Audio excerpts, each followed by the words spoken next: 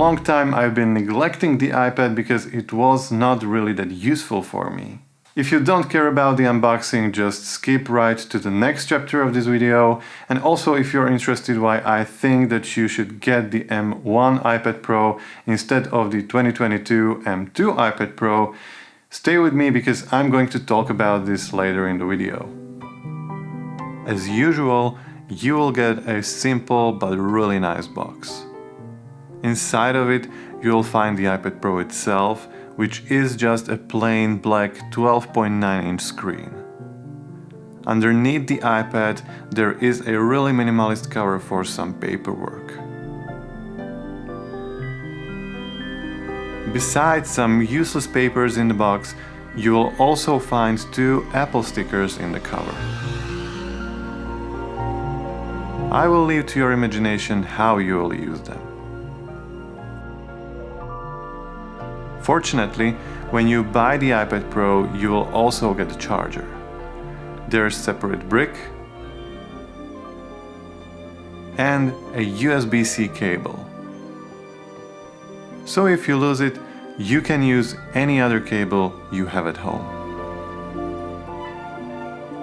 I really hope that you liked this little unboxing segment of the video, and if you did, don't forget to subscribe to this channel if you haven't already for more videos like this. It will be appreciated. So why do I think you can benefit from having one of these? Well, simply because the iPad is really convenient, it is portable, and it also looks kind of cool. But let me cover my reasons one by one. As a photographer, I often meet with my clients where I have to show them my work, some photos, and I also need to take some notes. Up until now, I have always brought my 15-inch MacBook Pro to these meetings. It's definitely lighter, smaller, I can showcase my work on it more effectively, and I can also hand it to the client more easily.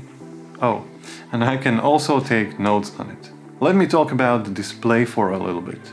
It's really great, and I swear that the photos look much better here than on any other regular laptop screen. Like for example these photos.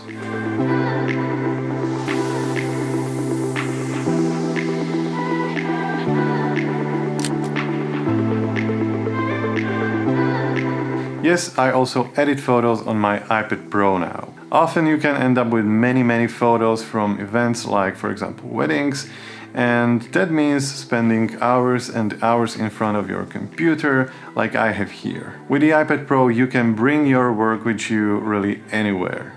All of a sudden I can edit my photos in multiple places, which spices things a little bit for me. I know that laptops are also portable, but you must admit that it's easier to walk around with an iPad than with a 15-inch MacBook Pro, for example. So, this all means that you are no longer confined to your apartment or to your studio while working, and you can also gain some inspiration while working in other places. If you are a photographer or filmmaker, you know clients. Sometimes you just have to show up on set with a big rigged up camera or with a big ass lens to look professional enough. It's really sad, and I know that you don't need an external monitor or a med box while shooting a wedding film, for example, but we all do it sometimes to please our clients.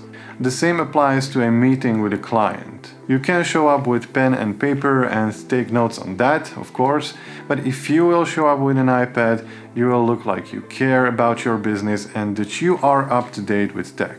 I'm not telling that this is the one thing that will get you more clients, but it's always better to leave a good impression than a neutral one or even bad.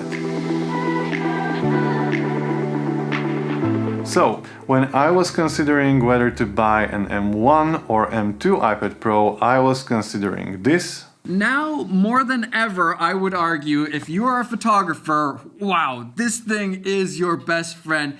This is a massive performance leap forward. M1 in this new iPad Pro means that now, internally, this tablet is basically the same as the M1 MacBook Air. And also this.